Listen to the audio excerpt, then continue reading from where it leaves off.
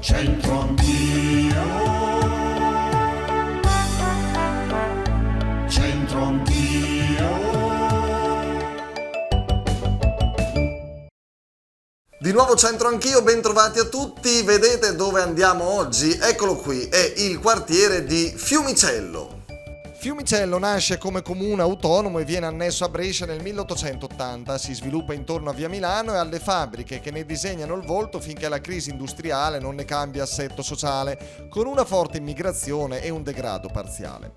Oggi con il progetto Oltre la strada sta vivendo un profondo rinnovamento con pista ciclabile, nuove attività produttive, teatro, consultorio, nuovi servizi sociali.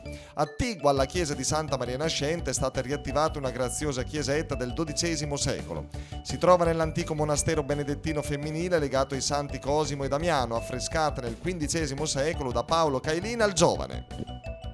Bene, grazie agli amici di Fiumicello, ora torniamo a trovare alcuni dolcissimi amici non distanti da Brescia, con questo proverbio: chi ha troppa mercanzia tante volte la va via. Siamo tornati da Castelvedere qui a Castagnato e torniamo sempre volentieri perché si sta bene, c'è profumo di dolce ovviamente e c'è un vasto assortimento di uova di Pasqua prodotte artigianalmente da Castelvedere. E siamo in compagnia del signor Maurizio. Lei è il signor Maurizio della zona? Sì, sono di Castrezzato. Di Castrezzato, bene che fa nella vita, possiamo saperlo? Per adesso pensionato. E che Dio la benedica, bravo. Provi a leggere qui. Dai, vediamo quello che riesce a fare. Chi ha troppa mercanzia tante volte e la butta via. Eh sì, e la va via o la butta via. Cioè chi ha troppa mercanzia tante volte la butta via, insomma, la spreca. L'abbondanza, insomma, genera poi spreco. Lei è uno attento, signor Maurizio, un po' uno sciupone. Ci provo ad essere attento, visto che ero cuoco, perciò prima di essere pensionato. Ah beh, ottimo, allora insomma il cuoco deve saper gestire bene gli avanti. Sì, importante. Sicuramente per non sprecare e per non buttare il cibo. Va bene, grazie, verremo a... Qual è il suo piatto forte? I risotti mi riescono bene, mi riuscivano bene. Sì, beh, ancora oggi, anche se lo faccio solo per i nipoti e per i figli. Anche per qualche umile conduttore televisivo. Ah, chissà. Guardate che bella ragazza ho trovato qui da Castelvedere, Elena. Ciao, ben trovata Elena. Ciao. Tu di che fai di bello? Nella vita di cosa ti occupi? Allora, lavoro in fabbrica alla Gefra. Benissimo. Mi occupo di schede elettroniche. Beh, dai, ti piace?